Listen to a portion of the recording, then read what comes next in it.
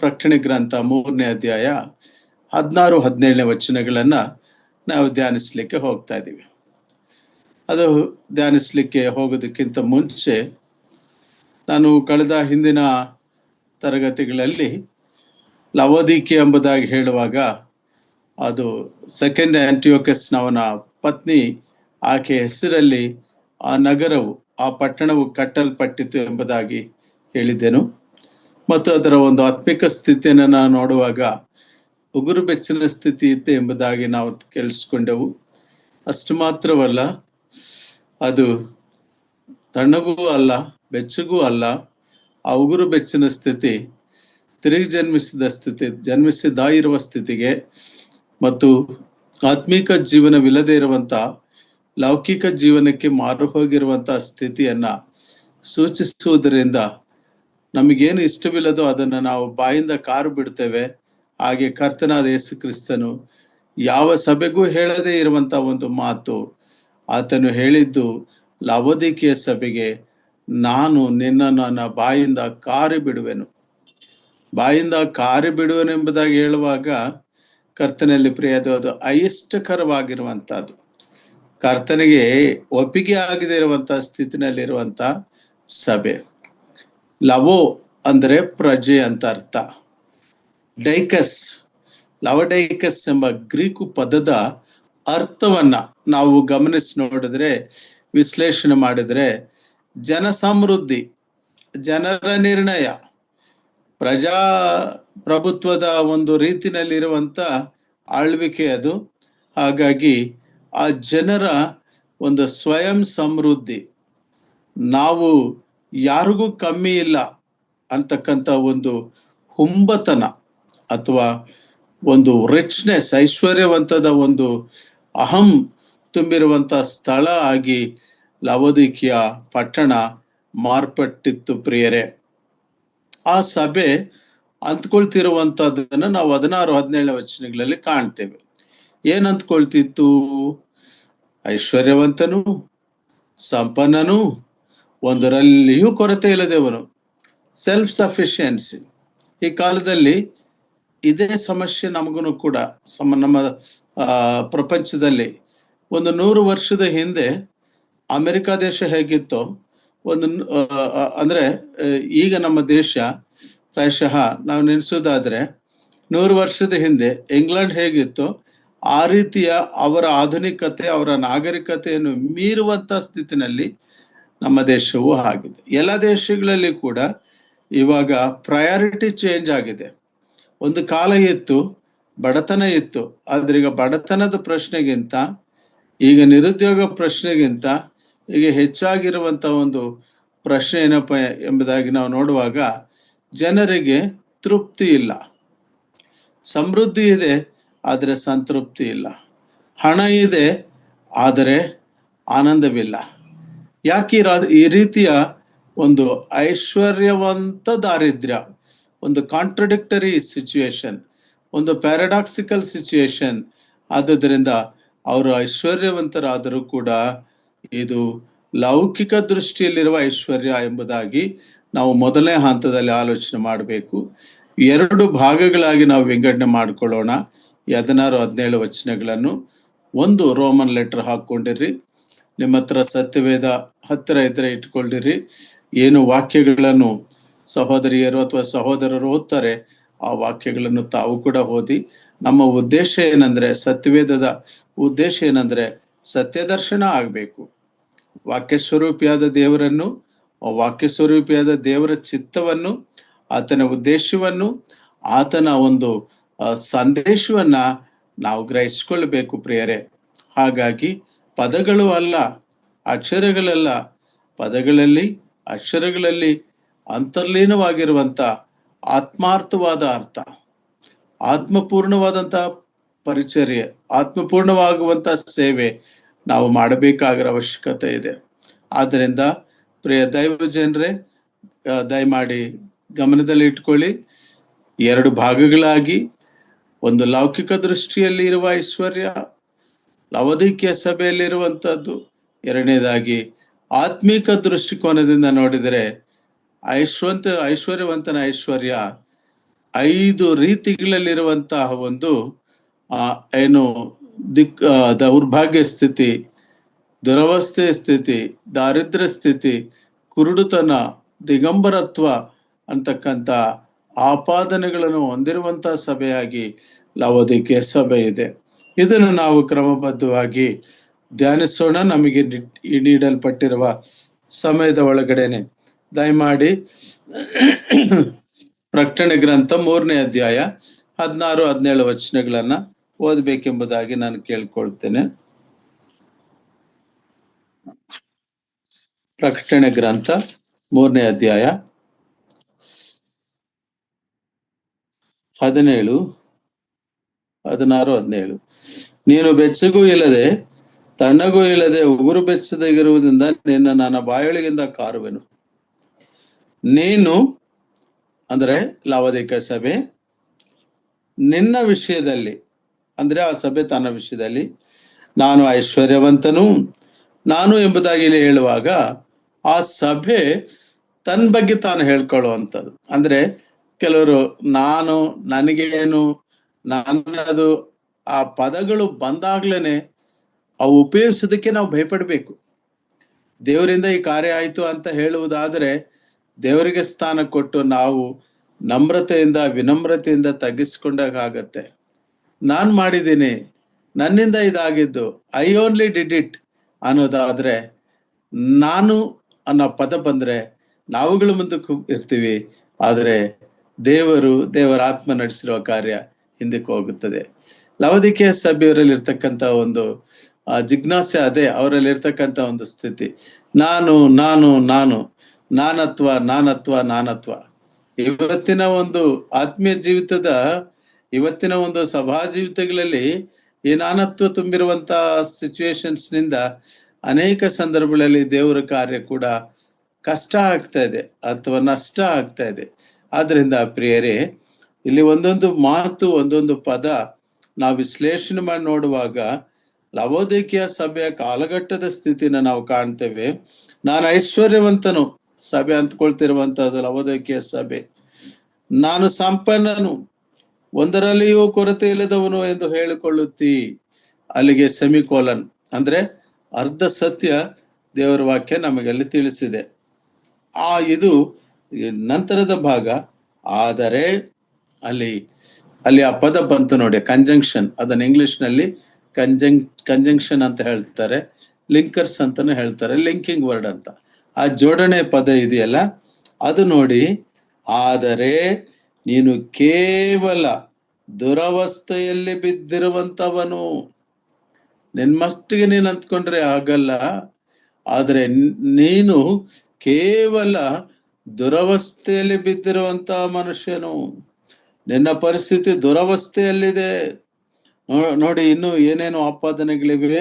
ದೇವರಾತ್ಮನ ಹೇಳುವಂತಹದ್ದು ಲವೋದಿಕೀಯ ಸಭೆಗೆ, ನೀನು ದುರವಸ್ಥೆಯಲ್ಲಿ ಬಿದ್ದಿರುವಂತವನು. ಎರಡನೇದಾಗಿ ದೌರ್ಭಾಗ್ಯನು, ಮೂರನೇದಾಗಿ ನೋಡಿದ್ರೆ ದರಿದ್ರನು, ನಾಲ್ಕನೇದಾಗಿ ನೋಡಿದ್ರೆ ಕುರುಡನು, ಐದನೇದಾಗಿ ನೋಡಿದ್ರೆ ದಿಗಂಬರನು, ನಗ್ನನು, ಬಟ್ಟೆ ಇಲ್ಲದವನು. ಇದು ಇಷ್ಟು ಇರುವುದನ್ನು ನೀನು ತಿಳಿದೇ ಇದ್ದಿ. They do not know. ಪ್ರಿಯ ದೈವ ಜನರೇ, ನಾವು ಸತ್ಯವೇದವನ್ನು ಧ್ಯಾನಿಸುವಾಗ ಅದರಲ್ಲಿ ವಿಶೇಷವಾಗಿ 7 ಸಭೆಗಳ ಸಂದೇಶವನ್ನ ನಾವು ಧ್ಯಾನಿಸುವಾಗ ಇದು ಆ ಸಭೆಗೆ, ಒಂದು ಸಭೆಗೆ ಮಾತ್ರ ಸೀಮಿತ ಎಂಬುದಾಗಿ ನಾವು ಅಂದುಕೊಳ್ಳಬಾರದು. ಸ್ಮರಣ ಸಭೆಯನ್ನು ಕೂಡ ನಾವು ಧ್ಯಾನಿಸುವಂತ ಸಂದರ್ಭದಲ್ಲಿ ಆ ಸ್ಮರಣ ಸಭೆಯಲ್ಲಿ ಅವರು ಐಶ್ವರ್ಯವಂತರಲ್ಲವೇ ಅಲ್ಲ, ಅವರು ತುಂಬಾ ಬಡತನದಲ್ಲಿ, ಕಷ್ಟದಲ್ಲಿ, ಯಹೋದ್ಯರಲ್ಲದೆ ಇರುವ ಯಹೋದ್ಯರುಗಳು, ಯಹೋದ್ಯರು ಎಂದು ಹೇಳಿಕೊಳ್ಳುವ ಯಹೋದ್ಯರು, ಯಹೋದ್ಯರು ಆಗದಿರುವಂತ ಯಹೋದ್ಯರು, ಅವರಿಂದ ಎಷ್ಟು ದೂಷಣ, ಎಷ್ಟು ಸಂಕಟ, ಎಷ್ಟು ಶ್ರಮೆಯನ್ನ, ಎಷ್ಟು ಕಷ್ಟವನ್ನು ಅನುಭವಿಸಿದ್ರು.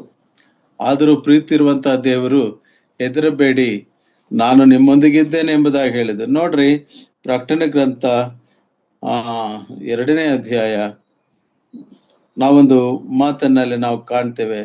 ಸ್ಮರಣ ಸಭೆ ವಿಷಯದಲ್ಲಿ ನೋಡುವಾಗ 9ನೇ ವಚನದ ಕೊನೆ ಭಾಗ ನಾನೇ ಓದ್ತೀನಿ. ಆದರೂ ನೀನು ನಿನ್ನ ಬಡತನವನ್ನು ಬಲ್ಲೆನು. ಇದು ಕ್ವೈಟ್ ಕಾಂಟ್ರಾಸ್ಟಿಂಗ್ ಇದೆ. ಅದಕ್ಕೋಸ್ಕರ ನಾನು ಈ ಮಾತನ್ನ ಹೇಳ್ತಾ ಇದ್ದೀನಿ. ಇವ್ರು ಅಂದ್ಕೊಳ್ತಿದ್ರೆ ಲವೋದಿಕೆ ಸಭೆಯವರು ಐಶ್ವರ್ಯವಂತರು ಎಂಬುದಾಗಿ, ಆದ್ರೆ ಅವರು ಬಡವರು.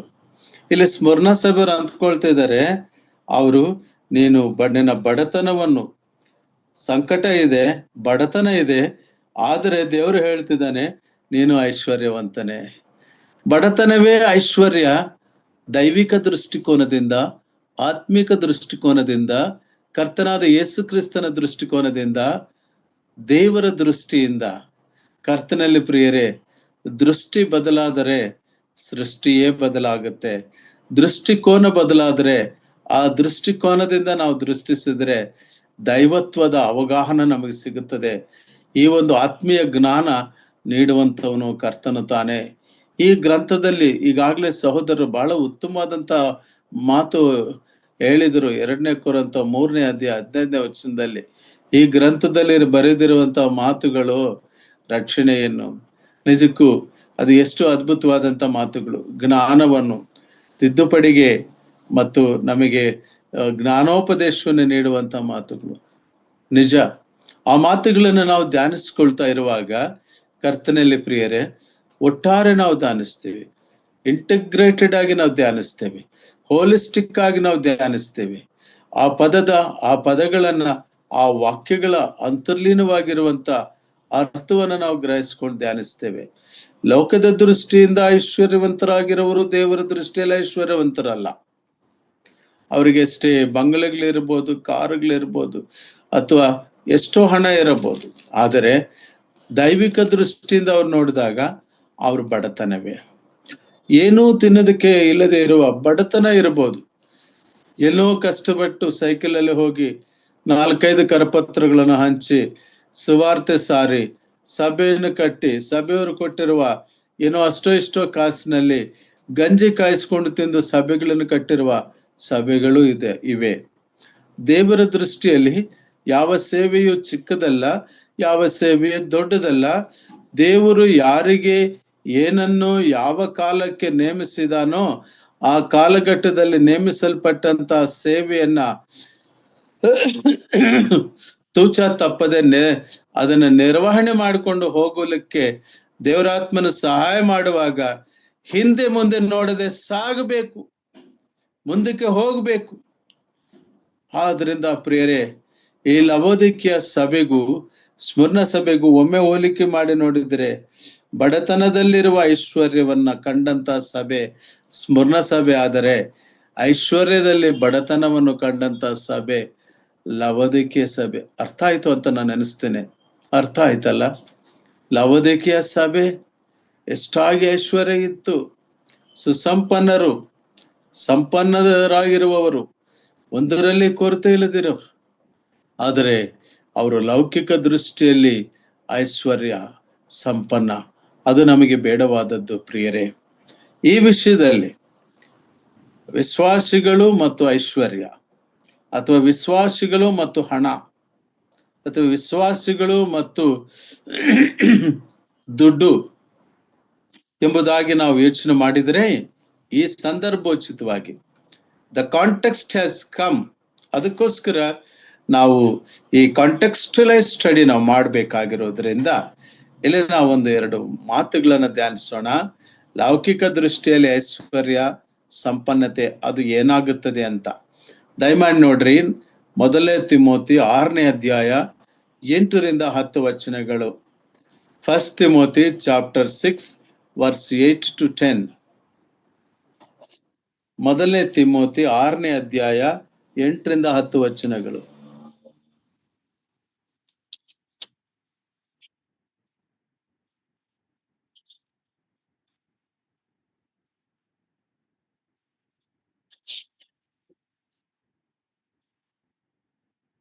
ಐಶ್ವರ್ಯವಂತ, ನಾನು ಓದ್ತಾ ಇದ್ದೇನೆ.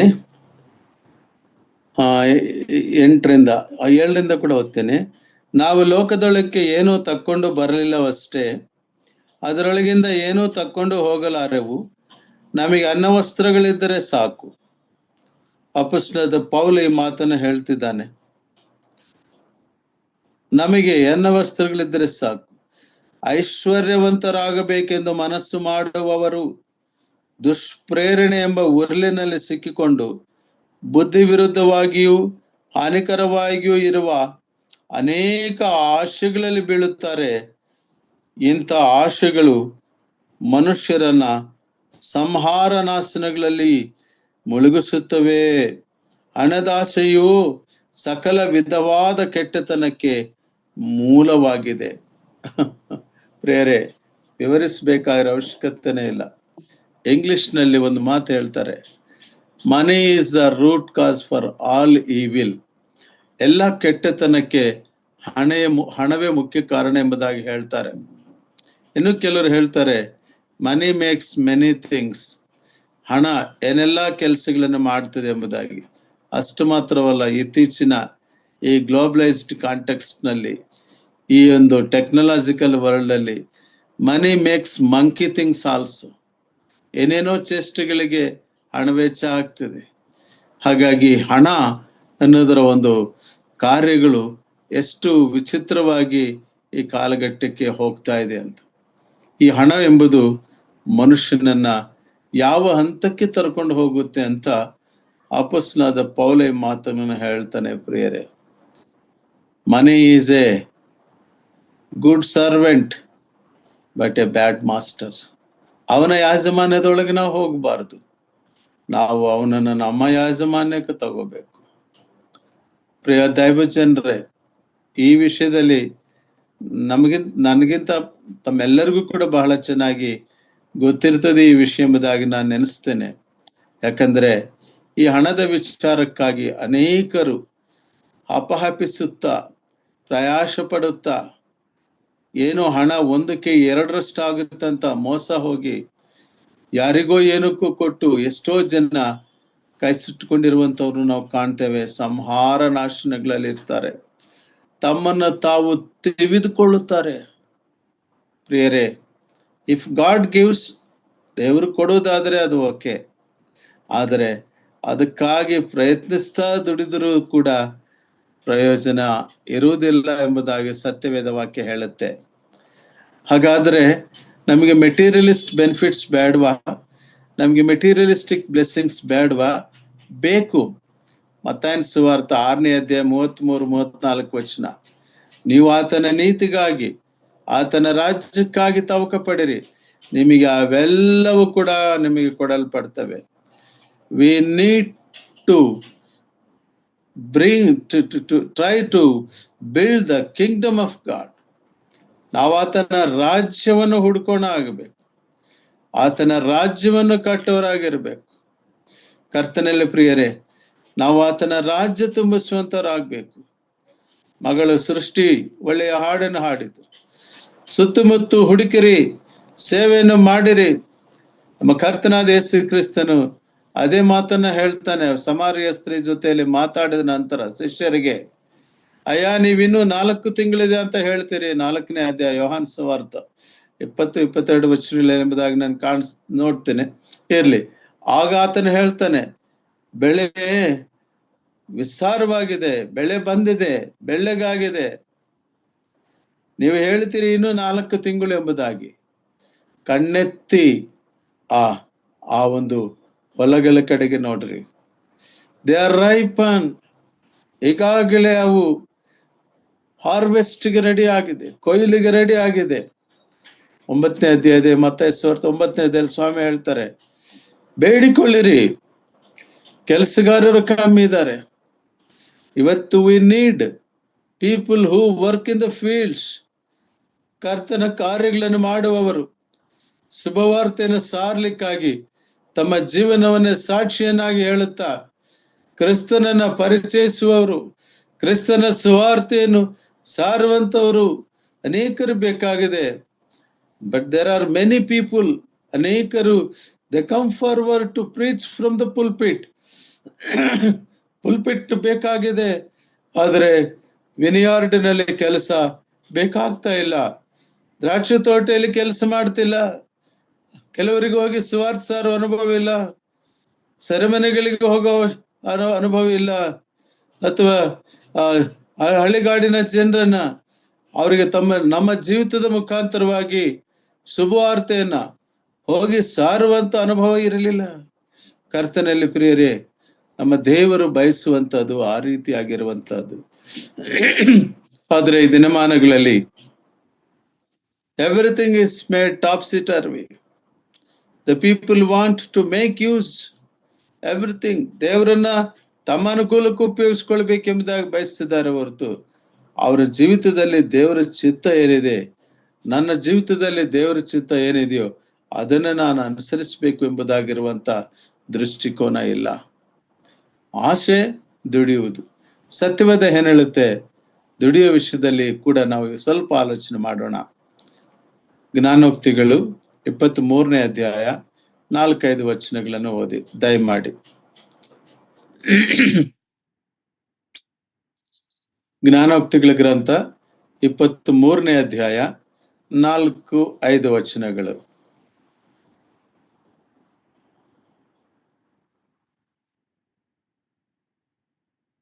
ಯಾರ ಬಳಿ ಸತ್ಯವೇದ ಇಲ್ವೇ? ಓದ್ತಿಲ್ಲ?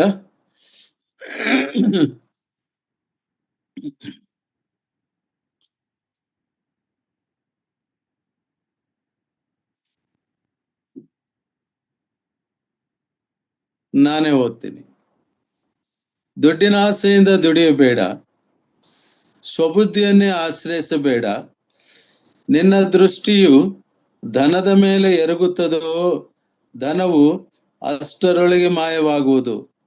ಆಕಾಶದ ಕಡೆಗೆ ಹಾರುವ ಹದ್ದಿನಂತೆ ಅದು ರೆಕ್ಕೆಗಳನ್ನು ಕಟ್ಟಿಕೊಂಡಿದೆ.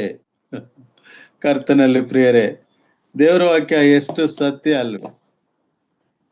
ಅದಕ್ಕೆ ನಾವಲ್ಲಿ ಗಮನಿಸೋದೇನೆಂದ್ರೆ, ಈವನ್ ವೆನ್ ವಿ ಅರ್ನ್, ಹಣ ಇಷ್ಟು ಬರ್ತದೆ ಅನ್ನುವ ಆ ಆಶೆಯಿಂದಲ್ಲ. ದೇವರು ನಮಗೆ ಆ ದಿನದಲ್ಲೇ ಹೇಳಿದ್ದಾರೆ, ಆದಿಕಾಂಡದಲ್ಲಿ, ನಿನ್ನ ಬೆವರನ್ನ ನೆಲಕ್ಕೆ ಸುರಿಸಿ ನೀನು ಕಷ್ಟಪಟ್ಟು ದುಡಿದು ತಿನ್ನಬೇಕು ಎಂಬುದಾಗಿ ನರಮನುಷ್ಯನಿಗೆ ದೇವರು ಕೊಟ್ಟಿರುವಂತ ಒಂದು ಆಜ್ಞೆ ಆಗಿದೆ. ಒಂದು ಕಾಲಘಟ್ಟ ಇತ್ತು, ಉದ್ಯೋಗಂ ಪುರುಷ ಲಕ್ಷಣಂ ಅಂತ ಹೇಳೋರು. ಆದ್ರೆ ಈಗ ಕಾಲ ಬದಲಾಗಿದೆ, ಉದ್ಯೋಗಂ ಸ್ತ್ರೀ ಪುರುಷ ಲಕ್ಷಣಂ ಆಗಿದೆ. ಇಬ್ಬರು ದುಡಿದ್ರು ಇಬ್ಬರಿಂದಲೂ ಸಮಸ್ಯೆಗಳೇ. ನಿನಗಿಂತ ನಾನೇನು ಕಮ್ಮಿ, ನನಗಿಂತ ನೀನೇನು ಕಮ್ಮಿ. ಇರ್ಲಿ, ಅದು ಬೇರೆ ಸಬ್ಜೆಕ್ಟ್ ಆಗ್ತದೆ. ಆದ್ರೆ ಉದ್ದೇಶ ಇಲ್ಲಿ ದೇವರ ವಾಕ್ಯ ಹೇಳೋದೇನೆಂದ್ರೆ, ಆಶ್ರಯಿಂದ ದುಡಿಬೇಡ, ಸ್ವಬುದ್ಧಿಯನ್ನು ಆಶ್ರಯಿಸಬೇಡ. ಆ ಬಂದಿರುವಂತದ್ರಲ್ಲಿ ತನ್ನ ಸ್ವಬುದ್ಧಿಯಿಂದ ಹೇಗೆ ಎಂಬುದನ್ನು ಕೂಡ ನೀನು ಆಶ್ರಯಿಸಬೇಡ. ಸ್ವಬುದ್ಧಿಯನ್ನು ಆಶ್ರಯಿಸಬೇಡ. ನಿನ್ನ ದೃಷ್ಟಿಯು ಅಲ್ಲಿ ಗಮನಿಸಿ ನೋಡಿ, ನಿನ್ನ ದೃಷ್ಟಿ ಯಾವಾಗ ಕೆಲಸದ ಕಡೆಯಿಂದ ದೃಷ್ಟಿ ತಪ್ಪಿ ಯಾವುದ್ರ ಮೇಲೆ ಹೋಗುತ್ತೆ? ಧನದ ಮೇಲೆ ಎರಗುತ್ತದೋ. ಯಾವಾಗ ಹಣ ಕೌಂಟ್ ಮಾಡಲು ಪ್ರಾರಂಭವಾಗುತ್ತದೋ, ನಮ್ಮ ದೃಷ್ಟಿನೇ ಇದು ದುರದೃಷ್ಟ ದೃಷ್ಟಿ ಅಂತ ನಾನು ಅಂದ್ಕೊಳ್ತೇನೆ. ಇದನ್ನ ಕೌಂಟ್ ಮಾಡಿ ಇಟ್ಕೊಳ್ಳುವಷ್ಟು ಪರ್ಸ್ನಿಂದ ಖಾಲಿ ಆಗುತ್ತೆ. ಸುಮ್ಮನೆ ಇದೆಯೋ ಇಲ್ವೋ ಅಂತಕೊಂಡ್ರೆ ಬಿಟ್ರೇನೋ ಅನ್ನಂಗೆ ಅನಿಸ್ತದೆ. ಅನುಭವದಿಂದಲೂ ಕೂಡ ಕೆಲವು ಮಾತುಗಳನ್ನ ನಾನು ಹೇಳ್ತಿರ್ತೀನಿ. ದೇವರ ವಾಕ್ಯದಲ್ಲಿರೋ ಮಾತುಗಳು ಕೂಡ ಸರಿಯೇ ಇರ್ತದೆ. ಕರ್ತನಲ್ಲಿ ಪ್ರಿಯರೇ, ಪದೇ ಪದೇ ಬ್ಯಾಲೆನ್ಸ್ ಚೆಕ್ ಮಾಡ್ಕೊಳ್ಳೋದು. ಹಣ ಇನ್ನೆಷ್ಟಿದೆ ಅಂದ್ರೆ ಅದಕ್ಕೆ ಇನ್ನೊಂದು ಎಸ್ಟಿಮೇಟ್ ಬರ್ತದೆ, ಇನ್ನೊಂದು ಎಕ್ಸ್ಪೆನ್ಸಸ್ ಆಗುತ್ತೆ. ದೇವರ ಸತ್ಯವೇದದ ವಾಕ್ಯ ಎಂದಿಗೂ ಸುಳ್ಳಾಗೋದಿಲ್ಲ, ಅದು ನಡೀತಾ ಇರ್ತದೆ. ಜ್ಞಾನೋಕ್ತಿಗಳ ಗ್ರಂಥ 23ನೇ ಅಧ್ಯಾಯ 5ನೇ ವಚನದಲ್ಲಿ ಇನ್ನೊಂದು ಇಮೇಜರಿ, ಒಂದು ಹೋಲಿಕೆ, ಒಂದು ಉದಾಹರಣೆಯನ್ನು ಕೊಟ್ಟು ಜ್ಞಾನಿಯಾದ ಸೊಲೊಮೋನನು ವರ್ಣಿಸಿ ಹೇಳುವುದನ್ನು ನೋಡ್ತೀವಿ. ಕರ್ತನಲ್ಲಿ ಪ್ರಿಯರೇ, ಇದು ಬಹಳ ಆಶ್ಚರ್ಯಕರವಾಗಿರುವಂತ ವರ್ಣನೆ ಆಗಿದೆ. ಹೇಗಂತೆ, ನಿನ್ನ ದೃಷ್ಟಿಯು ಧನದ ಮೇಲೆ ಎರಗುತ್ತದೋ, ಧನವು ಅಷ್ಟರೊಳಗೆ ಮಾಯವಾಗುವುದು. ಹೇಗೆ? ಆಕಾಶದ ಕಡೆಗೆ ಹಾರುವ ಹದ್ದಿನಂತೆ ಅದು ರೆಕ್ಕೆಗಳನ್ನು ಕಟ್ಟಿಕೊಂಡಿದೆ. ರೆಕ್ಕೆ ಕಟ್ಟಿಕೊಂಡು ಹಾರು ಹೋಗುತ್ತೆ.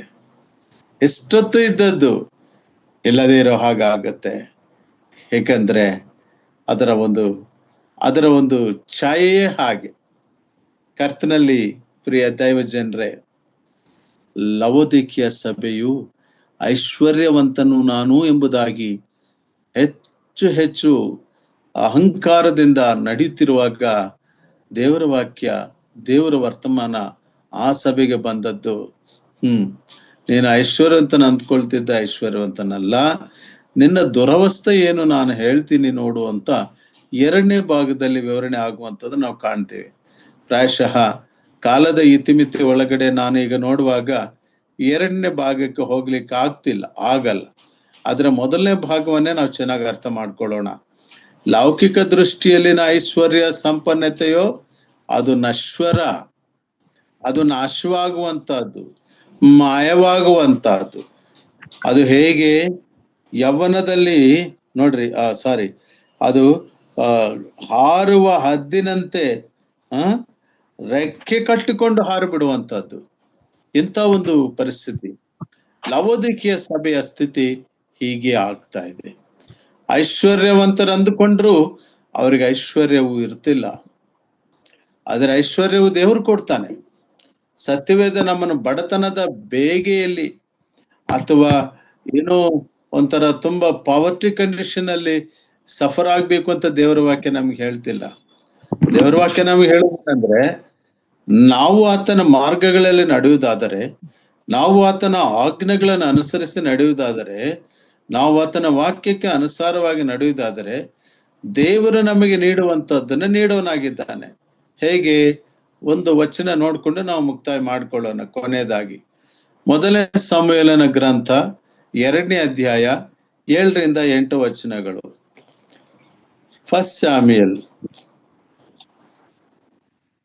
1ನೇ ಸಮುವೇಲ 2ನೇ ಅಧ್ಯಾಯ 7ರಿಂದ 8 ವಚನಗಳು. ನಾನೇ ಓದ್ತೀನಿ. ಬಡತನ ಸಿರಿತನಗಳನ್ನು ಕೊಡುವವನು, ತಗ್ಗಿಸುವವನು, ಹೆಚ್ಚಿಸುವವನು ಯೆಹೋವನೇ.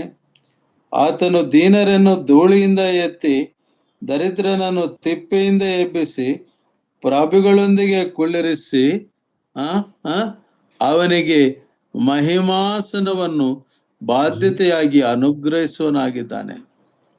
ಕರ್ತನಲ್ಲಿ ಪ್ರಿಯ ದೈವಜನರೇ, ನಾವಿಲ್ಲಿ ಕಾಣುವಂಥದ್ದು in the complete control of God. ದೇವರ ಒಂದು ಸ್ವಾಧೀನದಲ್ಲಿ, ದೇವರ ಅಧೀನದಲ್ಲಿ ಕರ್ತನ ಇಟ್ಕೊಂಡಿದ್ದಾನೆ. ಬೇರೆ ಎಜ್ರಾ ಗ್ರಂಥದಲ್ಲಿ ನಾವು ನೋಡ್ತೀವಿ, ಎಜ್ರನಿಗೆ ಹೇಳ್ತಾನೆ, ಎಜ್ರನೇ, you go directly into the treasury of king. Treasury officer ಇಂದ ತಗೊಳ್ಳೋದಲ್ಲ, ಆದ್ರೆ ನೇರವಾಗಿ ಆ ರಾಜ್ಯದ ಒಂದು ಖಜಾನೆಯಲ್ಲಿ ಈತ ಹೋಗಿ ತನಗೆ ಬೇಕಾದದ್ದನ್ನು ತಗೊಳ್ಳಬಹುದು.